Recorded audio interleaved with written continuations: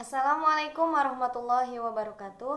Halo semuanya, perkenalkan nama saya Dara Puspita, siswi dari SMK Dharma Kusuma Cianjur, kelas 11 Perawat B. Dalam video kali ini, saya akan melaksanakan ulangan tengah semester di pelajaran ilmu penyakit. Nah, saya ditugaskan oleh Ibu Desti Alianti untuk menjelaskan tentang sebuah penyakit, yaitu penyakit gastritis. Sebelumnya, ada yang tahu apa itu gastritis? Baiklah, saya akan menjelaskannya kembali.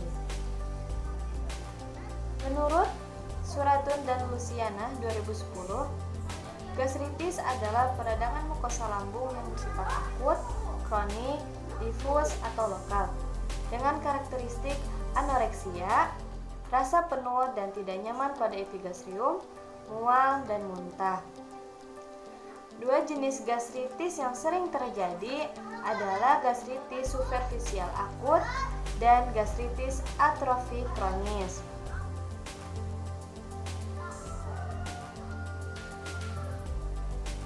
Nah, apa sih itu gastritis akut dan gastritis kronis?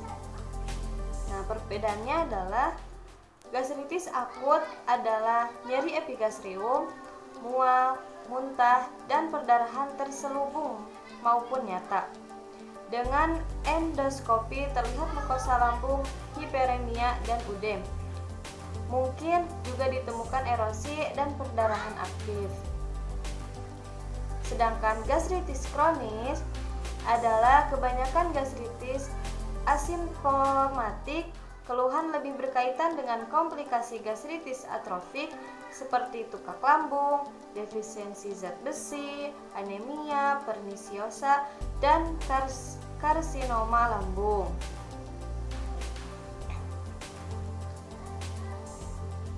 Kalian pasti menanyakan, apa sih penyebab dari timbulnya penyakit gastritis itu? Nah, ada beberapa penyebab dari timbulnya penyakit ini. Nah, yang pertama,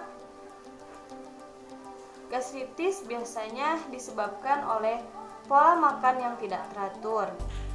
Terlalu sering memakan makanan yang berbumbu tajam, stres, terlalu banyak minum minuman yang mengandung kafein, atau juga disebabkan oleh bakteri Helicobacter pylori. Nah, di sini juga ada beberapa pencegahan agar kita terhindar dari penyakit gastritis. Mau tahu apa itu pencegahannya? Saya akan bacakan. Cara pencegahan agar kita terhindar dari penyakit gastritis. Yang pertama, hindari minuman alkohol karena dapat mengiritasi lambung sehingga terjadi inflamasi dan perdarahan.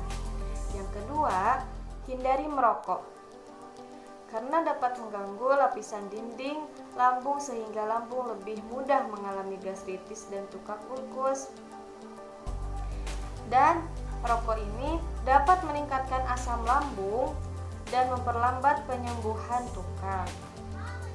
Nah, dari sekarang berhenti ya ngerokok. Yang ketiga, atasi stres baik mungkin. Yang keempat, makan makanan yang kaya akan buah dan sayur, namun hindari sayur dan buah yang sifat asam. Contoh nih misalnya jeruk, itu kan asam ya, jadi jangan dulu, jangan memakan yang asam-asam. Terus lemon, anggur, nanas, dan tomat. Nah, buah-buahan yang tadi saya sebutkan itu rasanya asam, jangan dulu dimakan. Yang kelima, jangan berbaring setelah makan untuk menghindari reflux atau aliran balik asam lambung. Nah, ini nih yang sering dilakukan kalau ketika ini nih yang sering terjadi. Udah makan, biasanya langsung tidur karena ngantuk. Nah, dari sekarang jangan dibiasakan ya. Yang keenam nih, berolahraga secara teratur untuk membantu mempercepat aliran makanan melalui usus. Minimal nih tiap minggu olahraga gitu ya. Luangkan waktunya buat olahraga. Ini bisa mencegah. Yang ketujuh, Bila perut mudah mengalami kembung atau banyak gas, untuk sementara waktu kurangi konsumsi makanan tinggi serat. Yang kedelapan, makan dalam porsi sedang, tidak banyak tetapi sering. Beberapa makanan lunak dan rendah lemak, makanlah secara perlahan dan rileks. Nah, jadi ketika makan jangan terburu-buru, rileks, tenang gitu.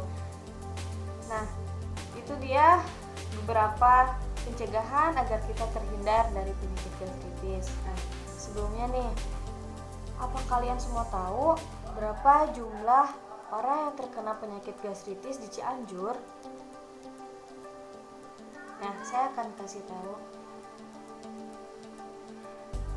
Dari data penyakit di Puskesmas Cianjur Kota, pada tahun 2020, kasus gastritis ini masuk ke urutan keempat. Penyakit tidak menular dengan prevalensi 2.576.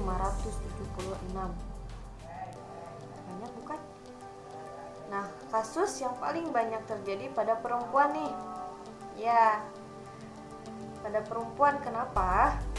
Karena saya sendiri juga terkadang masih tidak bisa mengatur pola makan, masih pengen mau makan yang seblak, contohnya nih seblak, terus yang asam-asam kayak gitu yang tadi saya sebutkan, padahal itu tidak boleh ya.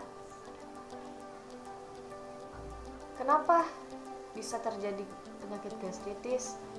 Nah, itu tadi kita sering memakan makanan yang pedas, yang asam, padahal perut kita belum terisi dengan nasi. Nah, jadi mulai dari sekarang hindari dulu makanan seperti itu, seblak dan yang lain-lain agar kita terhindar dari penyakit gastritis. Nah, mulai dari sekarang, ayo kita menjaga pola hidup sehat kita dengan menghindari berbagai faktor-faktor penyebab dari kemunculannya penyakit gastritis. Cukup sekian dari saya. Semoga apa yang saya sampaikan bisa bermanfaat untuk kita semua. Mohon maaf apabila ada salah kata dalam pengucapannya. Terima kasih. Wassalamualaikum warahmatullahi wabarakatuh. Dah.